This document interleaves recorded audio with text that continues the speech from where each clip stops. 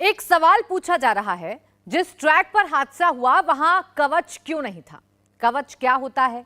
कवच वो होता है अगर जिस रूट पर कवच लगा है तो ट्रेन टकराएगी नहीं। क्या कवच लगा होता तो इतना बड़ा हादसा नहीं होता? जब सरकार ने कहा कि वो कवच लगा रहे हैं, ट्रैक पर एंटी कोलिजन डिवाइस लगा रहे हैं, इसका बड़ा प्रचार भी हुआ था। क्या हिंदुस्तान के कुछ गिने चुने रूट पर ही कवच लगा? कैसे फैसला होगा कि इस रूट पर कवच लगेगा, इस रूट पर कवच नहीं लगेगा? जिस कवच की चर्चा पिछले 24 घंटे से सबसे ज्यादा हो रही है, उस कवच का सच इस रिपोर्ट में हम बताने जा रहे हैं। कवच एक ऑटोमेटिक ट्रेन प्रोटेक्शन की टेक्नोलॉजी है।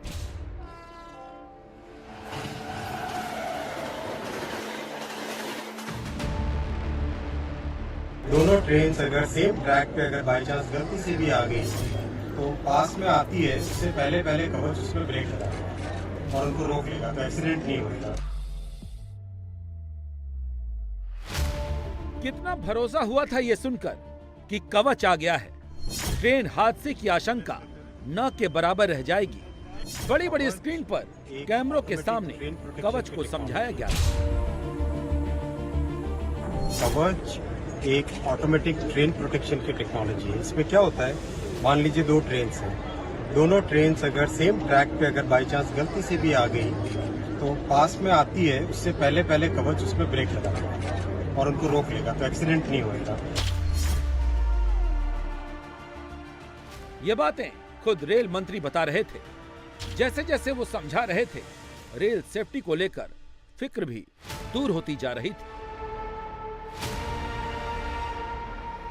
मान लो एक ट्रेन के पीछे दूसरी ट्रेन जा रही है, तो इस केस में पीछे वाली ट्रेन एक सेफ डिस्टेंस पे रहनी चाहिए। अगर बाई चांस किसी भी कारण से ट्रेन अगर नजदीक आती है तो पीछे वाली ट्रेन में तुरंत कवच उसमें स्पीड कम कर देगा और उसमें ब्रेक लगा देगा। कवच की एक एक खूबियां, एक एक बारीकियां रेल मंत्री बताते जा रहे थे। कवच ये है, कवच वो है। जैसे रेड लाइट है, तो रेड लाइट के पास में जैसे ही ट्रेन पहुंचे, उससे पहले उस ट्रेन का कवच अपने आप उसे स्पीड को कम कर देगा, कम करके उसको रेड लाइट से पहले रोक लेगा। खुद रेल मंत्री ने इंजन में बैठकर कवच का ट्रायल किया था। देखिए, कवच अपने से रोकने की कोशिश कर रहा है। ड्राइवर साहब, आप तो ब्रेक नहीं लगा रहे हैं। ड्राइवर ब्रेक नहीं लगा रहे हैं। आगे लोको खड़ा है ब्लॉक सेक्शन के अंदर। एक ही लाइन में दो ट्रेन खड़ी है और ट्रेन को लाइट करने की कोशिश कर रहे हैं हम लोग, लेकिन कवच रोक रहा है। सेम ट्रैक पे वो इंजन भी खड़ा है, ये इंजन भी है, दोनों लोग सेम ट्रैक पे है, लेकिन कवच से आगे जाने नहीं दे रहा है। एक्सपेरिमेंट सक्सेस हुआ था तो लोगों ने तालियां बजाई। अश्विनी वैष्णव ने थम्स अप करके कवच की सक्सेस को सेलिब्रेट किया था, लेकिन हुआ क्या?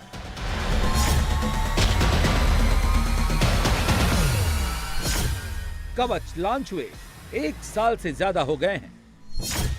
कहां है रेलवे सेफ्टी का फीचर कवच? क्यों टकरा गईं 3 ट्रेनें? क्यों मारे गए 280 से ज्यादा लोग? क्यों अस्पताल में हैं 1000 से ज्यादा लोग? क्यों फेल हो गया सेफ्टी फीचर कवच? क्या इस रूट पर कवच नहीं लगा था? अगर नहीं लगा था तो अब तक क्यों नहीं कवच लग पाया? कब तक होते रहेंगे ऐसे हादसे? 280 से ज्यादा लोगों की मौत का जिम्मेदार कौन है? मैंने जब मिनिस्टर था, मैंने एंटी कोल्यूशन डिवाइस तैयार किया था। मैं खुद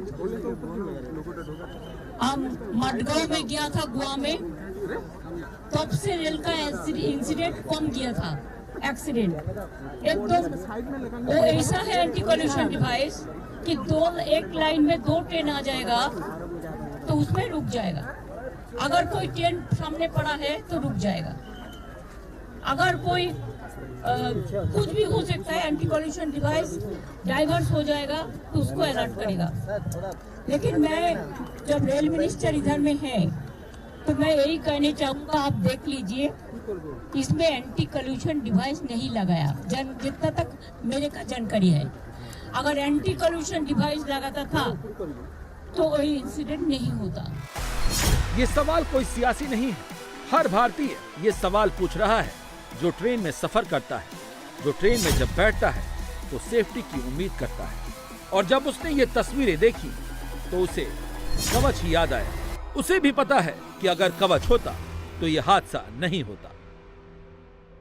कवच सिस्टम या फिर एंटी कोलिजन के तौर पर कुछ ऐसे पैरामीटर्स इस पे थे, ये कोलिजन है या डीरेलमेंट है, इसके बारे में बता दें। क्या कवच इस पे लगा हुआ था? देखिए, कवच दिल्ली हावड़ा और दिल्ली मुंबई रूट पे ही लग रहा है। ये रूट स्पेसिफिक होता है, इस रूट पे नहीं लगा था। बाकी यही मेरे पास अपडेट है। कवच कितना जरूरी सिस्टम है उसे समझिए।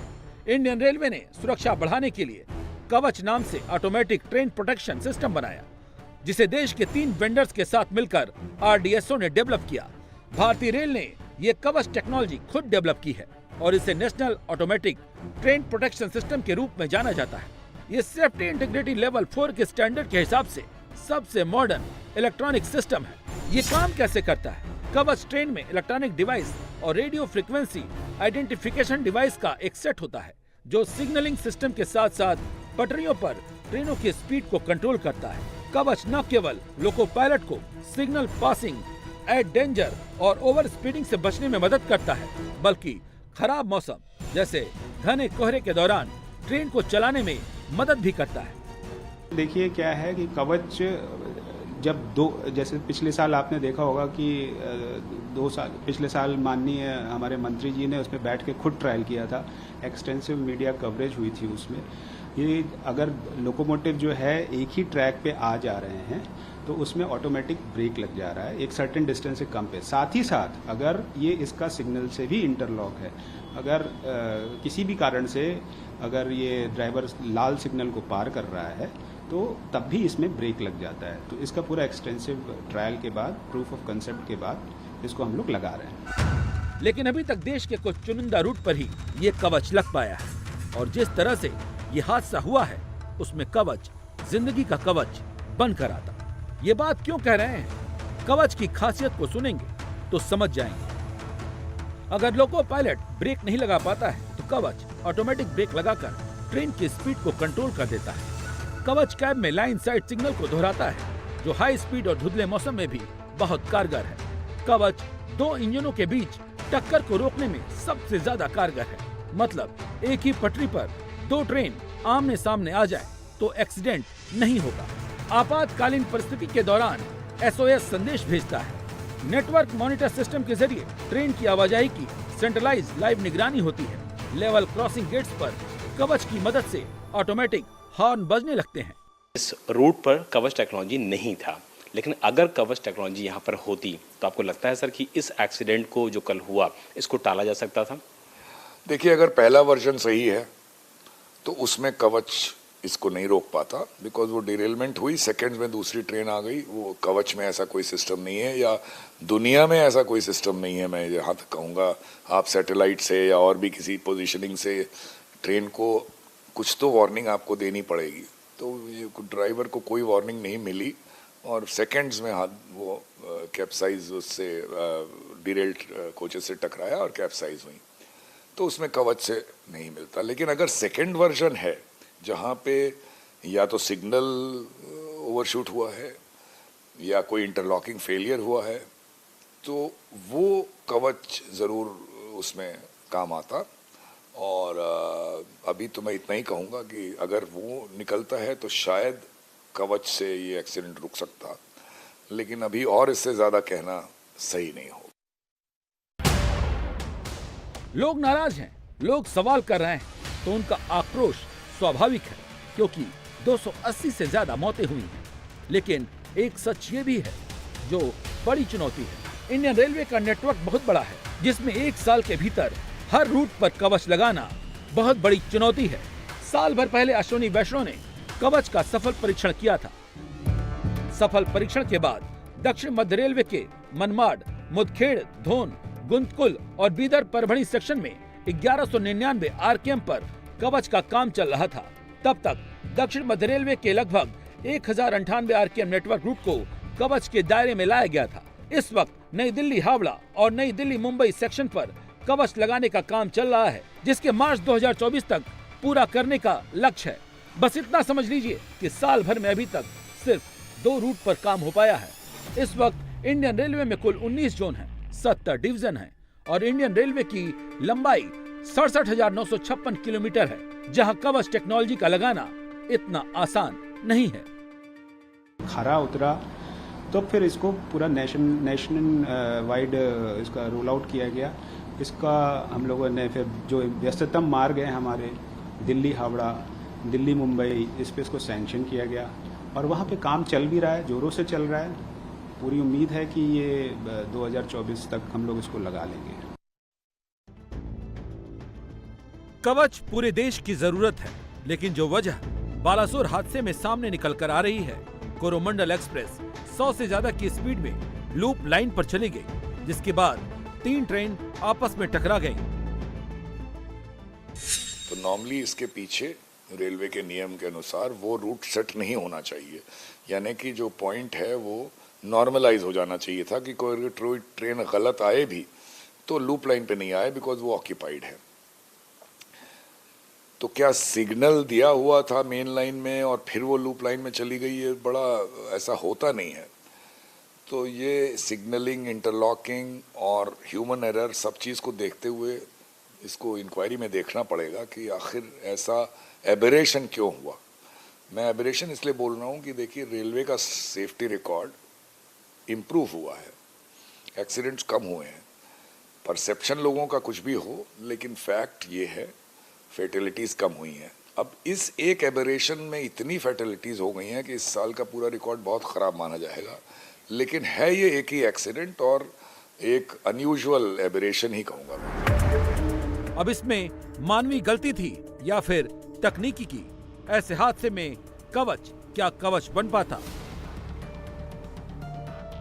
कवच कितना इफेक्टिव होता? और अब तक हिंदुस्तान में कवच का कवच पूरे रेल ट्रैक को क्यों नहीं मिल पाया?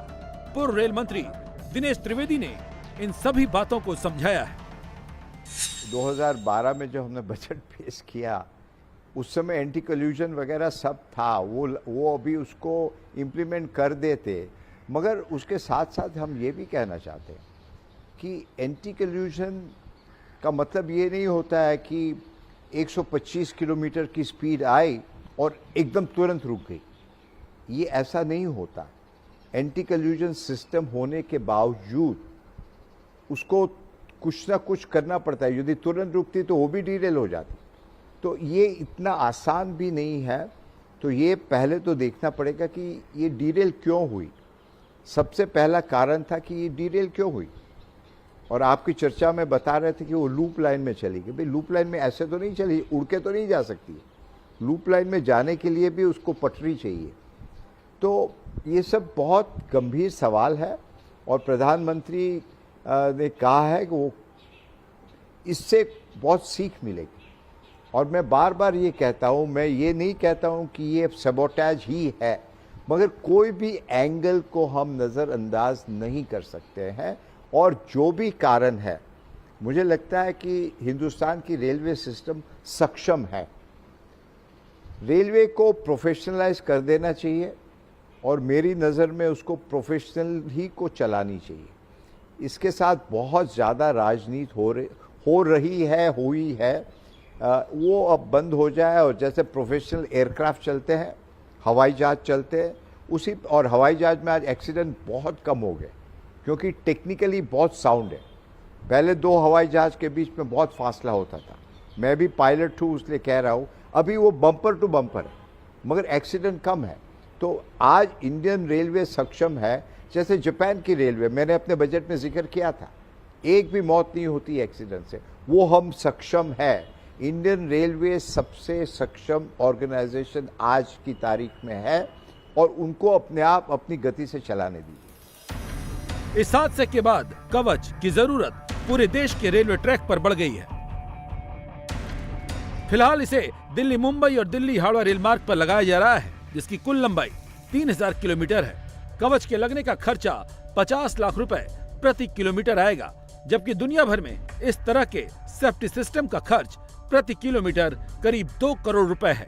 पूरे यूरोप में RCAS rail collision avoidance system, जो मेजॉरिटी यूरोप में काम कर रहा है, ये पूरा सिस्टम सैटेलाइट बेस्ड है।